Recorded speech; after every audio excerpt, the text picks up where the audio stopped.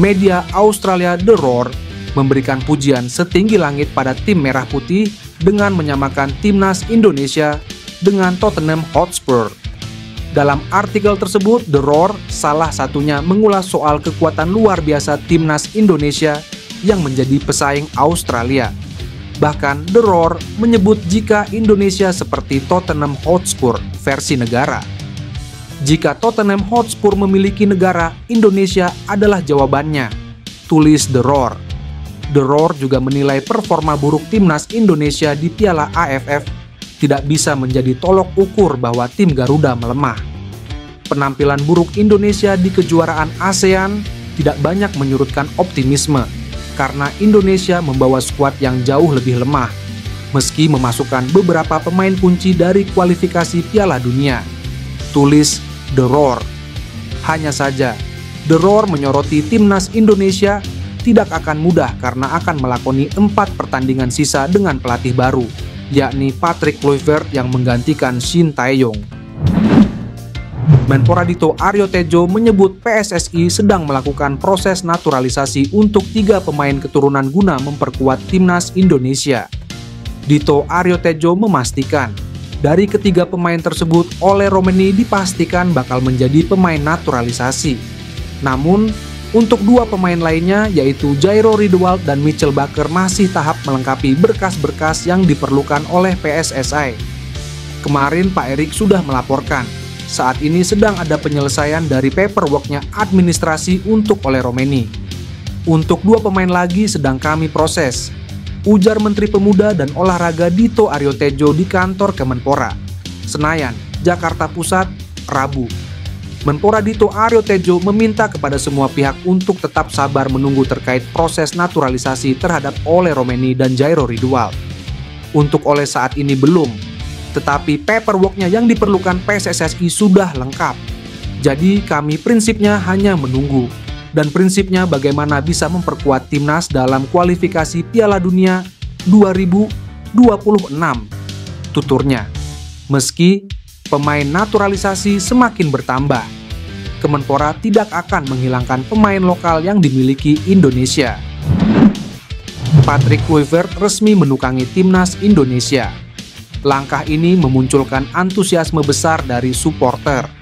Patrick Kluivert datang dengan reputasi legenda Belanda dan keakraban dengan sosok-sosok penting seperti Louis van Gaal dan Ronald Koeman.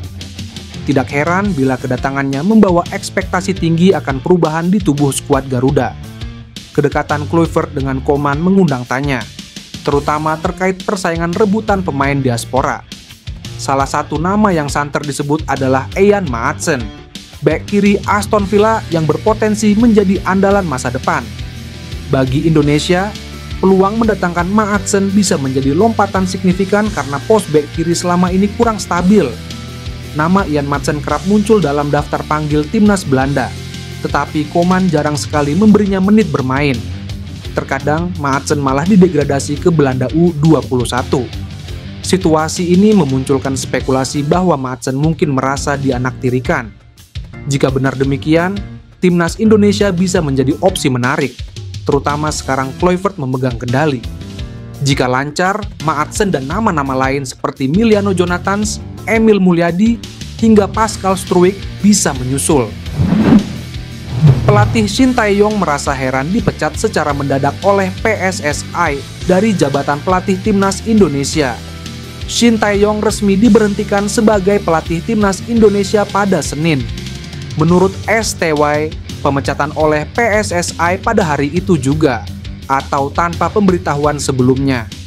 Didepak dengan tiba-tiba setelah 5 tahun melatih skuad Garuda membuat Shin Tae-yong penuh rasa heran. Meski begitu, pelatih asal Korea Selatan tersebut menerima keputusan itu.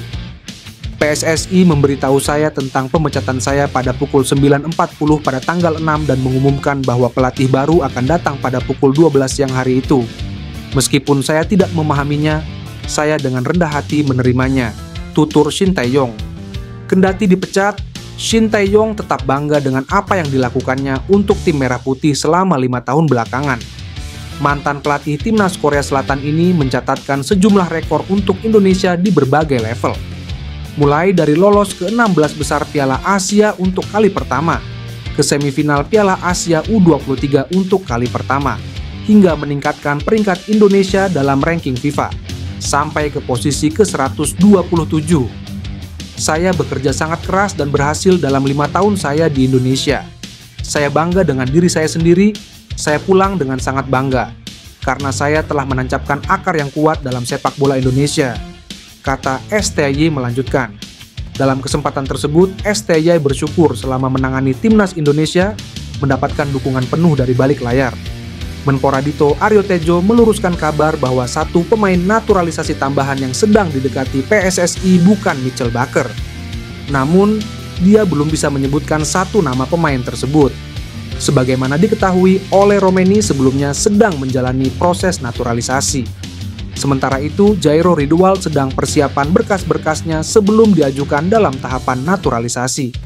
Menurutnya, sejauh ini baru ada 2 yang diajukan kepada pihaknya, yakni Ole dan Jairo. Saat ini sudah ada 2 nama yang diajukan, yaitu Ole dan Jairo.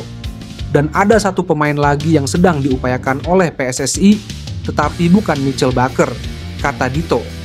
Tambahan pemain naturalisasi sebagai upaya PSSI membuat timnas Indonesia lebih kuat, sebab mereka sedang berjuang dalam fase grup C putaran ketiga kualifikasi Piala Dunia 2026 zona Asia.